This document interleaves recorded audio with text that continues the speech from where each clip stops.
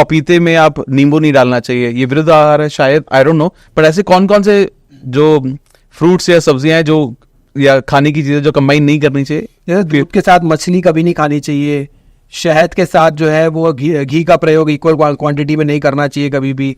आपने बहुत सी बार सुना होगा कि आप एक चीज़ जो नॉर्थ में बहुत पॉपुलर है, जो हम नॉर्थ की बात कर रहे हैं, तो वहाँ है कड़ी पकौड़ा, जो पंजाब में ऐसे चलती है। कड़ी पकौड़ा जो है ये एक प्रकार का जहर है जो हम खा रहे हैं। तो कड़ी में पकौड़े सब्जी खाते हैं? कड़ी जब हम बनाते हैं ना, हाँ। उसमें क्या होता है, वो दही को हम गर्म करके बना रहे होते हैं। हाँ। दही को गर्म करके हमने क्या कर दिया, उसको जहर बना दिया, और जहर में हमने पकौड़ा डाल दिया, पकौड़े और जहर हमने मिक्स करके खा लिया।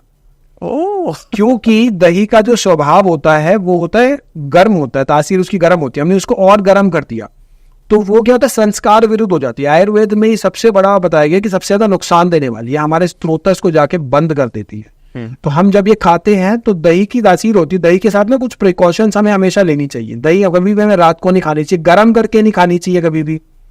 दिन में खा सकते हैं, दोपहर को खा सकते हैं दही हम, लेकिन रात को कफ बढ़ाती है दही, अभिसंधि होती है, स्त्रोतों को हमारे बंद करती है दही। मार्केट की जो दही खा रहे हैं वो किसी काम की नहीं है, वो बेकार है, और हमारे किसी भी फायदा, हमारे को कोई भी फायदा नहीं देगी, क्योंकि वो पैस्चराइज हो जाती है।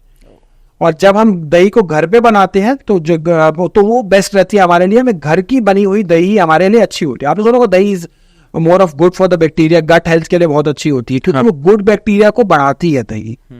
हम जब एंटीबायोटिक जो लोग खाते हैं ना, तो उनके गुड बैक्टीरिया जो है वो मर जाते हैं। उनके लिए 15 दिनों तक दही का सेवन बहुत अच्छा, बहुत बढ़िया है, क्योंकि उनके गुड बैक्टीरिया जो है वो बढ़ेंगे उससे, जो एंटीबायोटिक के कारण खत्म हो गए हैं। तो कुछ चीजें दही के लिए सबसे अच्छा बर्तन जो है वो जमाने के लिए वो है मिट्टी का बर्तन।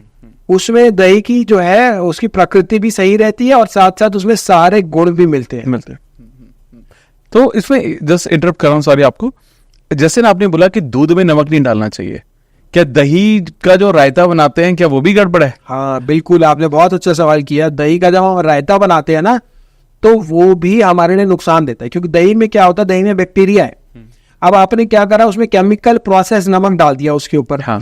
आप जब नमक डालते हो सारे बैक्टीरिया जो है वो मर जाते हैं उसके, क्योंकि उसके अंदर केमिकल प्रोसेस नमक डाल दिया, चीनी डाल दी, केमिकल प्रोसेस चीनी डाल दी, तो केमिकल के कारण वो दही जो है वो उसकी सारे बैक्टीरिया मर जाते हैं। और वो जो बचती है, या पकौड़ी बना के जब खाते हो तली हुई दही के बीच में वो डालते हैं, तो वो बड़ा नुकसान, हमारे लिए कोई फायदा नहीं करती वो। लेकिन जब हम तली हुई पकौड़ी डालते हैं तो वो नुकसान जरूर कर सकती है दही के साथ। तो कभी भी जब दही खाए तो उसको हमें ब्लैंड खानी चाहिए, उसके अंदर हमें किसी प्रकार का नमक नहीं डालना चाहिए, किसी प्रकार की चीनी का प्रयोग हमें नहीं करना चाहिए, वो नुकसान देता है। दही में कुछ डाल सकते हैं तो खांड डाल सकते हैं, गुड़ डाल सकते हैं, शक्कर डाल सकते हैं, ये चीजें जो है दही की एफिकेसी भी बढ़ाती है और टेस्ट को भी बढ़ाएगी। ग्रेट सर, आई थिंक ये भी तो बहुत इंपॉर्टेंट चीज है जो आप शायद बता रहे हैं, और आई एम श्योर बहुत लोगों को हेल्प होगी। तो ओवरऑल हेल्थ के लिए, जैसे आपने धातुओं के बारे में बात की थी, तो ओवरऑल हेल्थ के लिए हमें किस चीज का ज्यादा ध्यान रखना चाहिए? देखिए, ओवरऑल हेल्थ के लिए ना हमें सबसे पहले, जैसे मैंने बताया कि आपको सब चीजें जो है आयुर्वेद के अनुसार अगर हम फॉलो करते हैं तो बहुत अच्छा रहता है। तो अगर हम मेंटल हेल्थ की बात करें यहाँ पे, तो मेंटल हेल्थ के लिए सबसे ज्यादा जरूरी है कि हम जब भी उठे, सबसे पहले उठ के सबसे पहले सुबह सुबह भगवान का शुक्रिया करें, भगवान का शुक्राना करें। क्यों इसका करना जरूरी है? बहुत से लोग कहते हैं कि हमारे लिए तो कुछ है नहीं, हम क्यों शुक्रिया करें, मतलब ऐसे बहुत सारे लोगों की थिंकिंग होती है। तो मैं उन सभी को बताना चाहूंगा कि 2.5 लाख लोगों ने अगले दिन की सुबह नहीं देखी, हम उनमें से जिन्होंने सुबह देखी, इसके लिए हम शुक्रिया कर सकते हैं। बहुत से लोग आपकी हमारी वीडियो देख रहे हैं, उनके हाथ में स्मार्टफोन है, कितने जनता के हाथ में स्मार्टफोन नहीं है, और हमें सबसे बड़ी बात है, हमें आज खाना नसीब हुआ, इसके लिए भी हम शुक्रिया कर सकते हैं।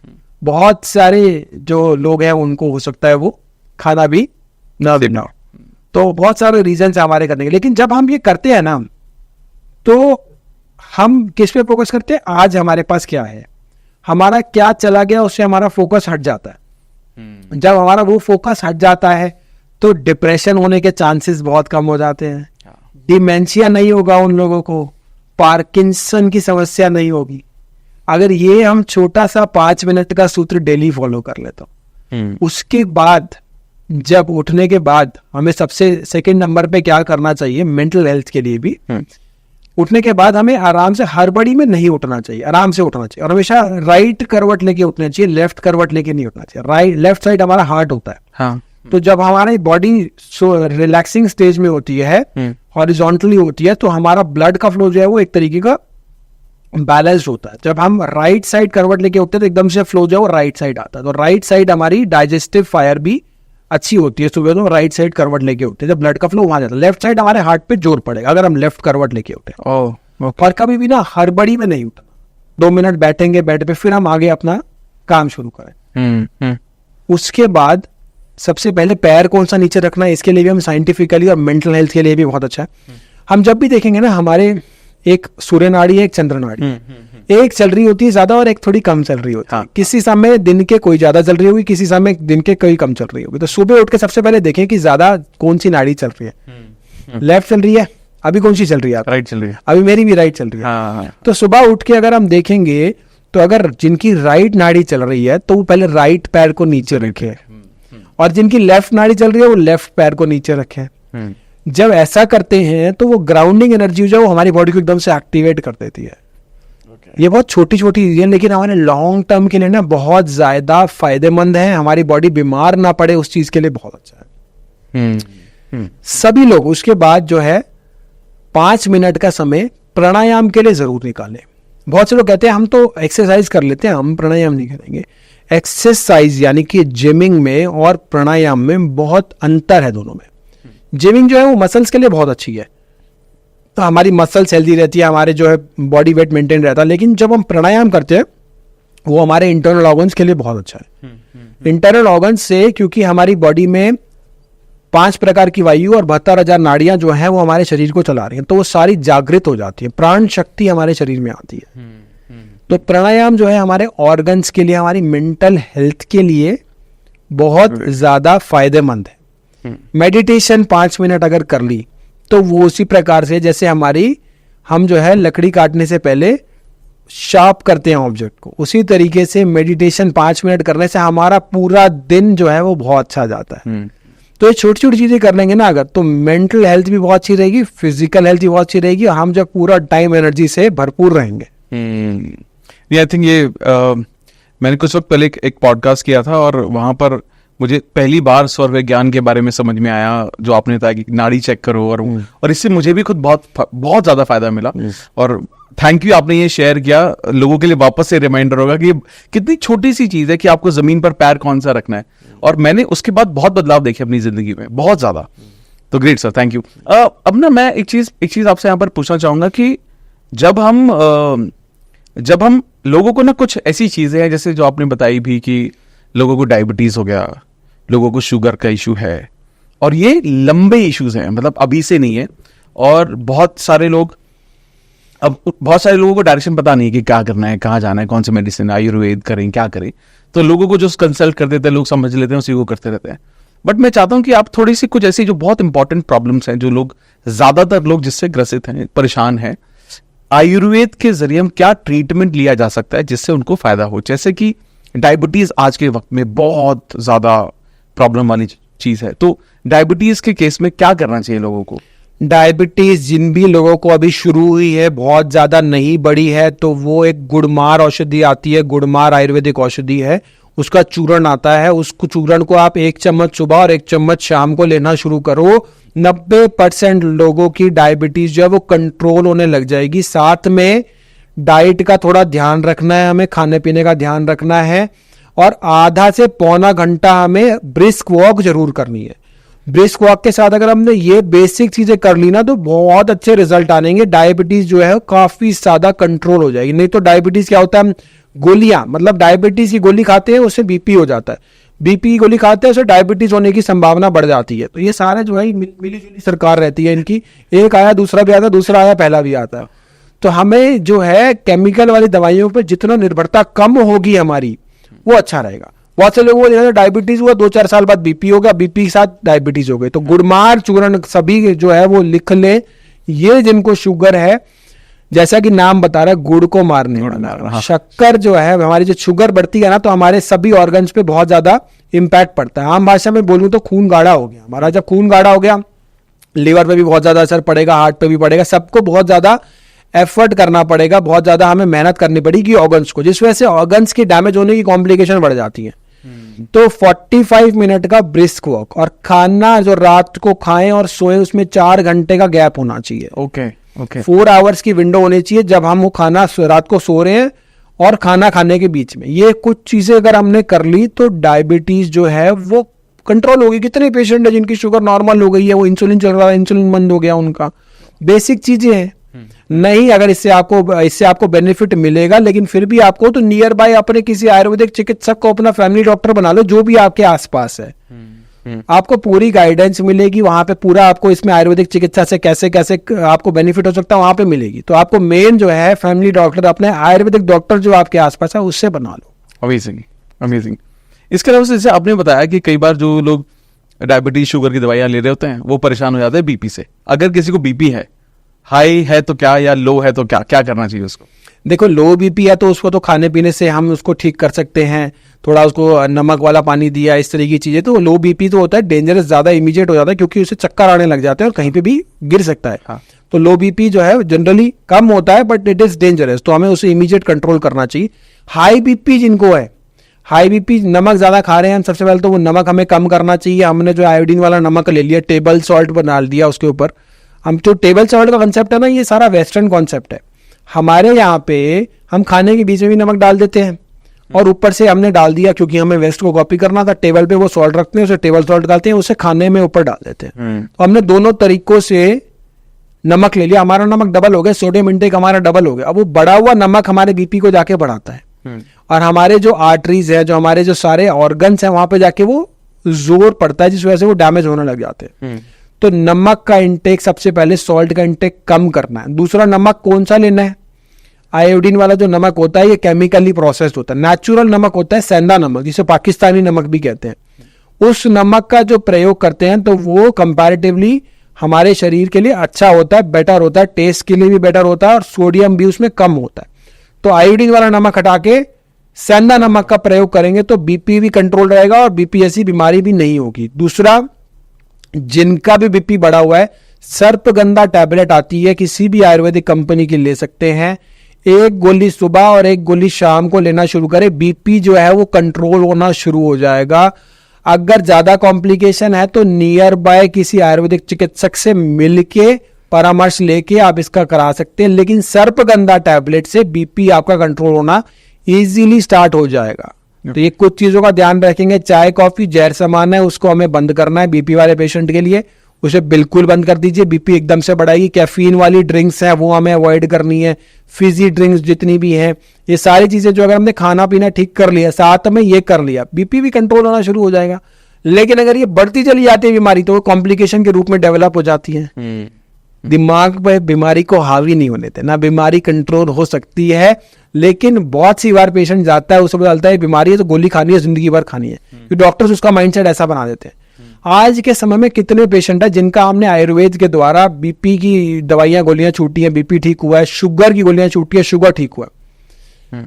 बहुत सारे पेशेंट्स हैं, बहुत सारे पेशेंट्स की वीडियोस भी उपलब्ध हैं यूट्यूब चैनल पे हमारे, वहां जाके भी आप देख सकते हैं किस प्रकार से इन पेशेंट्स को रिलीफ मिला। आपने ना जो ये टेबल सॉल्ट के बारे में बात की, जो मैंने ये सुना है कि आप खाने में नमक डाल दो लेकिन ऊपर से नमक नहीं डालना चाहिए। ये कुछ इसका साइंस है क्या? ऊपर से नहीं डालना चाहिए, पहले जितना डाला हुआ है उतना ही रहना चाहिए, इसका क्या साइंस है? देखिए, क्या होता था ना, पहले हमारे यहाँ पे ना हम सिर्फ खाने में ही नमक डालते थे। हाँ। पहले हम ऊपर से नहीं डालते थे। ठीक है। और जो वेस्ट में होता था ना, वो खाने में नहीं डालते, वो ऊपर से डालते, सिर्फ ऊपर से डालते, सिर्फ ऊपर से डालते हैं। तो हमने जब ये देखा कि हम खाने में भी डाल रहे हैं नमक, हमने वेस्ट को कॉपी भी कर लिया और हमने ऊपर से भी डाल दिया, तो नमक जो हो गया वो डबल हो गया।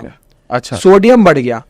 तो टेबल सॉल्ट का कॉन्सेप्ट है, ये बाहर का है, ये इंडियन कॉन्सेप्ट नहीं है। क्योंकि हमने खाने में डाल दिया तो वो बेटर रहता है हमारे लिए, क्योंकि वो प्रॉपरली डाइजेस्ट होता है, हमारे शरीर के लिए अच्छा रहता है। ऊपर से जब हम डालते हैं वो हमारे शरीर के लिए नुकसान देता है। Okay okay okay. और डबल भी हो गया, सोडियम भी बढ़ गया हमारे शरीर में। मतलब आपका कहना है जब उसको बनाते वो डाला जाता है तो वो अच्छे से बेटर है। और पहले ऐसे ही डालते थे हम शुरू से इसी तरीके से ही यूज करते आ रहे हैं नमक। लेकिन हमने क्या देखा कि हमें तो आंख बंद करके कॉपी करना है, हमने अपनी टॉयलेट सीट बदल दी। हम पहले इंडियन टॉयलेट सीट का यूज करते थे, अब वेस्टर्न पे आ गए। हमने टेबल सॉल्ट का यूज करना शुरू कर दिया। हमने सुखासन में खाना खाते थे, अब आज हम डाइनिंग टेबल पे खाना खा रहे हैं।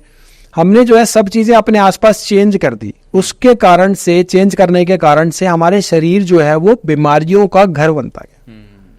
इन सब चीज़ों के ना साइंटिफिक रीजंस हैं कि हमें क्यों क्यों ऐसे ऐसे नहीं करना चाहिए, क्या क्या इनके साइड इफेक्ट होते हैं। लेकिन अगर शॉर्ट में बोलूँ ना, तो हमें अपनी संस्कृति की तरफ वापस आना चाहिए। हमें ये देखना चाहिए कि हमारे जो पहले के जो पूर्वज थे उनकी शतायु हुआ करती थी, और आज जो है भारत की एवरेज आयु 60-65 वर्ष हो चुकी है, इतनी कम हो चुकी है। जापान के अंदर 1 लाख लोग ऐसे हैं जो 100 वर्ष के ऊपर हैं। कितनी बड़ी बात। वहां पे जीवन जो है वो इतना मतलब अच्छा है कि लोग इतने अच्छे जीवन काल में जी रहे हैं। लेकिन यहाँ पे 60 में किसी को हार्ट अटैक आ रहा है, किसी को 65 में प्रॉब्लम हो रही है। मतलब एवरेज एज ही बहुत ज्यादा कम हो चुकी है। Right sir, right. एक चीज ना, जैसे एक और प्रॉब्लम है आज के टाइम में, वेट का इशू बहुत है, ओवर वेट होना। लोग ऑब्वियसली वो उसके बहुत सारे कारण हैं, लाइफस्टाइल है, खाना पीना, जैसे आपने बताया, बहुत सारी चीजें डिस्टर्ब हो रखी हैं। तो अगर कोई ओवर वेट है तो उसको क्या आयुर्वेद का सोल्यूशन हो सकता है उसके लिए?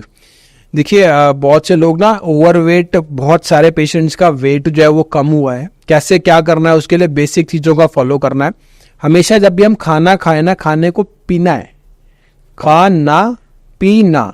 ओके। खाने को पीना है मतलब खाना जब हम खाते हैं तो उसे हमें च्यू करके खाना है, आराम से, बिल्कुल पेस्ट बना के हमें उसको मुंह के अंदर लेके जाना है, पेट के अंदर लेके जाना है। तो इतना आराम से उसे हम खाएं कि वो लिक्विड फॉर्म में हो जाए, मुंह में हमारा लिक्विड फॉर्म में हो जाए। बहुत से 32 बार चबा, 40 बार, उसके पीछे का यही रीजन है कि हम लिक्विड फॉर्म में वो खाना हो जाए और आराम से डाइजेस्ट हो। और जब वो लिक्विड फॉर्म में हो जाता है ना, तो साथ में उसके हमारे जो बॉडी में, हमारे जो मुंह में अमाइलेज है, वो अमाइलेज एंजाइम भी मिल जाता है और वो बॉडी में जाके अच्छे से डाइजेस्ट भी होता है। सबसे पहले तो हमें ये करना है। दूसरा, जो भी लोग खाना वेट लॉस करना चाहते हैं उनको एक जहर छोड़ना है। उस जहर का नाम है चीनी। ये चीनी जो है ना, ये सेकंड मोस्ट एडिक्टिव चीज है कोकेन के बाद। और हम चीनी सब जगह हमारे आसपास है, मिठाइयों में, ड्रिंक्स में, फिजी ड्रिंक्स में, कोल्ड ड्रिंक में, चाय में, कॉफी में, सब जगह पे चीनी है। कई जगहों पे तो दालों में, सब्जियों में भी चीनी डालते हैं, कई प्रांतों में तो। हाँ, गुजरात में शायद। हाँ, मीठा। तो ये जो चीनी है जो ये बहुत ज्यादा नुकसान देती है हमें। चीनी में ऐसी कोई भी चीज नहीं है जो हमारी बॉडी को चाहिए हो। हमारी बॉडी को बहुत सारे पोषक तत्व चाहिए, विटामिन चाहिए होते हैं, मिनरल चाहिए होते हैं, प्रोटीन चाहिए होते हैं, फास्फोरस, पोटेशियम। चीनी में ऐसा कुछ भी नहीं है। चीनी में सिर्फ जहर है जो हम चीनी में डूबे पड़े हैं। पहले हमारे यहाँ पे चीनी कोई नहीं यूज करता था, हम सिर्फ गुड़ यूज करते थे, शक्कर यूज करते थे। लेकिन आज के समय में हम चीनी का इतना ज्यादा आदी हो चुके हैं कि हम चीनी ही खाए जा रहे हैं। और चीनी जो है, वेट लॉस जिनको करना है वो चीनी उनको सबसे पहले छोड़नी पड़ेगी, कट डाउन शुगर। ठीक है, ओके। उसके बाद जिनको वेट लॉस करना है, हमें खाने की विंडो सेट करनी है। जठर अग्नि जो है ना, हमारी जो हमारी डाइजेस्टिव फायर है, वो हमारे सूर्य के अनुसार काम करती है। तो सूर्यास्त के बाद हमें कुछ नहीं खाना है और सूर्योदय से पहले हमें कुछ नहीं खाना है। 9 to 6 की विंडो हम लेंगे, जिसके आज के डेट में इंटरमिटेंट फास्टिंग भी कहते हैं। आयुर्वेद में ये कई हजार साल पहले बता दिया गया था कि हमें इस विंडो में खाना है जब हमारी बॉडी वो डाइजेस्ट भी कर पाए। डाइजेस्टिव फायर तो हमारी तभी चल रही है ना, और हम रात को खा रहे हैं, वो ऑनलाइन ऑर्डर कर रहे हैं, दुनिया भर की हम चीजें मंगा रहे हैं और दुनिया भर हम जो है रात को ही हम खा रहे हैं। मैं देखता हूँ रोज रात को खाते हैं, कई लोग कहते हैं दिन में खाते नहीं, रात को ही खा रहे हैं हम। तो खाना पचेगा कैसे? खाना वो जाके वो आंतों में जमेगा, दुनिया भर के फैट बनाएगा, दुनिया भर की गड़बड़ करेगा शरीर में जाके। बिल्कुल। तो हमें ये भी करने की जरूरत है कि हम अपनी विंडो सेट कर लें, 9 to 6 में खाएं, जब हमारे सूर्योदय के बाद का, सूर्यास्त के बाद कुछ नहीं खाना, रात को कुछ नहीं खाना, वो पचेगा नहीं।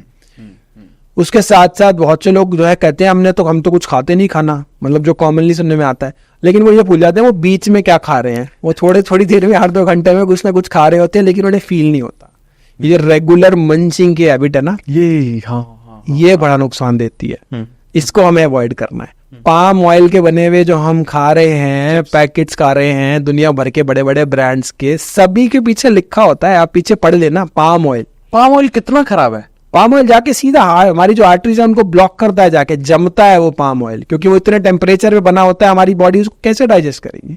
जितने भी मिक्सर बनते हैं, क्योंकि सबसे सस्ता होता है पाम ऑयल और सभी को जो है प्रॉफिट चाहिए, तो पाम ऑयल में सारे मिक्सर 95% मिक्सचर जो है पाम ऑयल में बनते हैं। और पाम ऑयल में मंचिंग करे जा रहे हैं, खाए जा रहे हैं, दुनिया भर की बीमारियां हम ले जा रहे हैं। नमक अलग जाता है, दुनिया भर की चीजें, चीनी अलग जाती है। जितने भी पैकेट फूड है, पैकेज फूड है, इन सब में चीनी यूज होती है, प्रिजर्वेटिव होता है, चीनी होती है। तो ये सारी चीजें जो है हमें अवॉइड करनी है। तो ये हमें ये कुछ चीजों का ध्यान रखना है। प्लस ब्रिस्क वॉक जरूर करनी है। हमें वॉक करने हमारे शरीर के लिए बहुत अच्छी है। अगर हो सके तो कार्डियक एक्सरसाइज भी शुरू करें। जिनको वेट लॉस करना है उनको एटलीस्ट 30 मिनट्स की ब्रिस्क वॉक बहुत जरूरी है। वेट लॉस के अलावा शरीर के लिए भी बहुत अच्छी है वो। जब वॉक करते हैं तो सारी चीजें जो है वो अपने आप ही सिस्टम जो है वो फ्लो में आ जाता है जी। तो ये बहुत जरूरी है कि हम इन चीजों का ध्यान रखें। 5 मिनट का प्राणायाम भी करें, अनुलोम विलोम भी करें, उससे भी काफी है। ग्रेट। एक चीज ना मैंने कुछ दिन पहले सुनी थी, जैसा आपने बोला रील से जो बहुत सारे लोग देखते हैं, उसमें ये बोला, मतलब I don't know how, but उसमें ये बोला गया था कि डिनर के बाद जब आप वॉक करते हो उसका कोई फायदा नहीं है। क्या ऐसा है? देखिए बहुत सारे लोग ना, बहुत सारी चीजें चल रही हैं और बड़ा ही दुर्भाग्य है कि कुछ किसी का भी कोई साइंटिफिक रीजन, अगर मतलब बहुत सारे लोगों के पास बहुत सारी चीजें थ्योरी होती हैं, लेकिन आयुर्वेद के अनुसार जो आयुर्वेद सिद्धांतों का ज्ञान है, आयुर्वेद में सूत्रों का ज्ञान विज्ञान है, उसमें क्लियरली उसके पीछे के साइंस क्या है क्या नहीं है वो सारी चीजें हैं। बहुत से लोग कहते हैं खाने के बाद वॉक जो है वो नहीं करनी चाहिए, उसके पीछे का रीजन भी मैं बताता हूँ आपको, और नाइट में हमें क्या करना चाहिए वो भी बताता हूँ। खाने के बाद जब हम खाने के बाद हमारे बॉडी के लिए सबसे अच्छा होता है कि हम वज्रासन में बैठे।